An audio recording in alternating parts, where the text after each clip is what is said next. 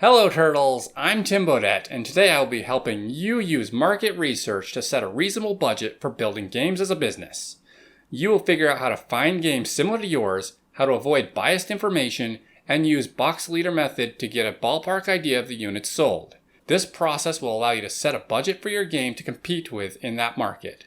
While research won't guarantee your game will sell enough to make a profit, it will inform you of the risks involved. If this is your first time digging through this information or considering the budget of a project, the following may be very surprising. You should not eat any hard candy or sip hot beverages while watching this video. Take a seat, buckle up. We're going for a ride and learning the truth about what it takes to make games as a business. I encourage you to join along and begin digging through the information relating to your game. You don't need much. Just create a spreadsheet or a place to track the data and a little bit of time. At the minimum, collect the game title, Steam URL, number of reviews, and price. Other data points may be interesting for you to track as well.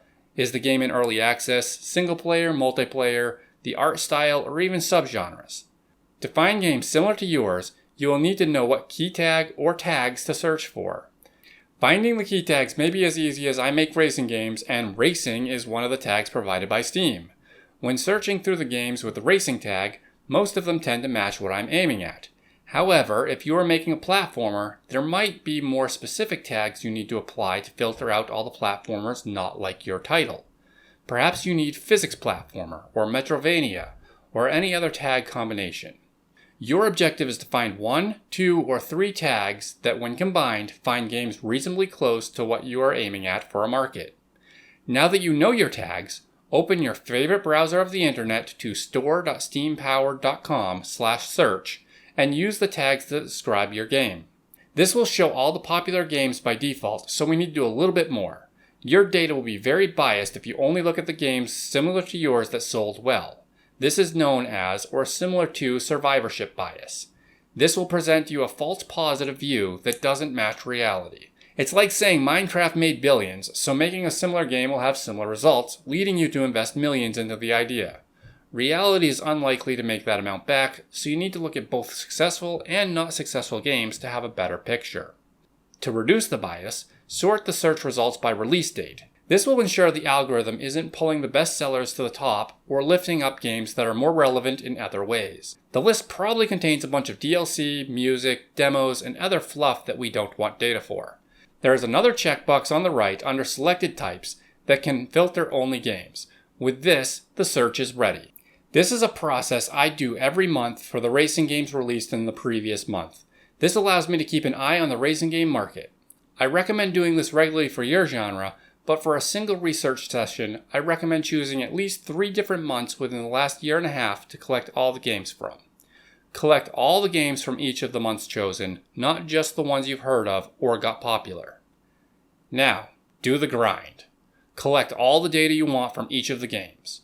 You must have at least the game name, URL, review count, and price. But as you see here, I'm collecting a lot more information. I tend to check if the game is multiplayer, single player, and classify it as different types of racing games or what art style was used. This allows me to follow trends and see if racers tend to enjoy one subgenre over another or what art styles might be more popular. Don't get overwhelmed with my process. The minimum information will allow you to find a budget for your project.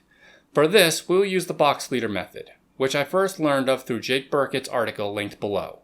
Effectively, you take the number of reviews the game has and multiply it by some value to give an estimated number of units sold. Jake came up with a multiplier of 77, but this was years ago and perhaps may be outdated. The point here is to get a rough ballpark. This information is not meant to be super accurate, and it does not need to be. I want to repeat that last line again as it's important to understand the data collected from this and calculated through this model, or any model, provides a rough estimation and is not extremely accurate. We only need large brushstrokes to paint a valid picture and avoid getting caught up in the tiny details. It doesn't really matter if a game made 80 or 90,000, the rough ballpark is 75 to 100,000. Of course, these numbers are an order of magnitude higher than what I find to be the norms in the racing genre. The estimated units sold can be multiplied by the price to give you an idea of total revenue. Mind you, there is a cut for Steam, possibly a second cut for a publisher, and of course taxes to consider as well. Games are also most often sold on sale, but if we try to account for all the tiny details, we are getting lost. Really, just focus on the bigger picture and ignore the smaller details. This should give you an idea of the revenue you can expect for the type of game you're making. I hear you shouting already that you have found a lot of games making little to no money. Yes, this is a serious concern, and don't immediately think my game will be better. This is a risk, and if it is unacceptable, turn around now. It doesn't matter what effort or money you have spent so far. If the risk of not making anything is unacceptable, think very hard about continuing. I also hear most of those games that made nothing are too low quality, too little effort, or failed spectacularly in some other manner. Perhaps this is true. Many games are released every month, and several are low quality or launched without marketing efforts. When sifting through the data, look at the presentation of the game page and dig into who made the game and what they've made before, and where they promoted it. You want to get an idea of how much effort they put in, and this can even help you find places to write about or review your game as you get closer to release.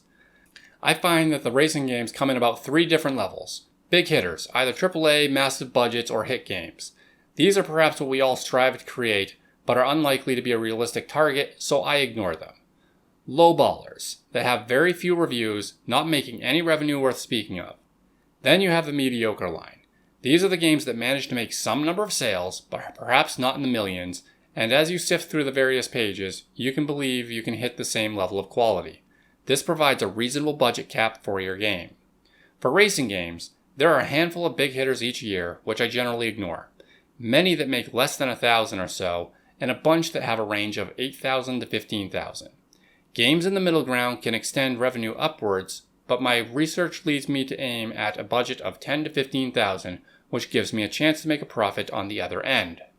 Remember, falling into the pit of unnoticed games is a very real possibility, and you have to accept that risk.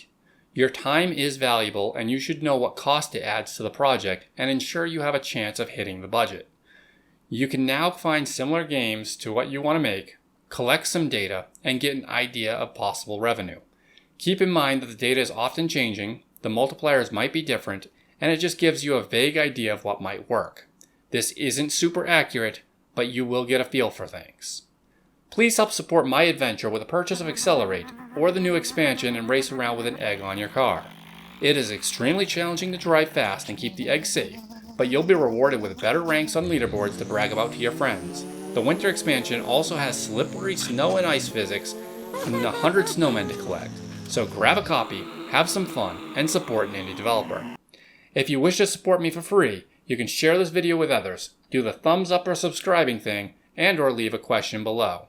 Until later, turtles, have a good one.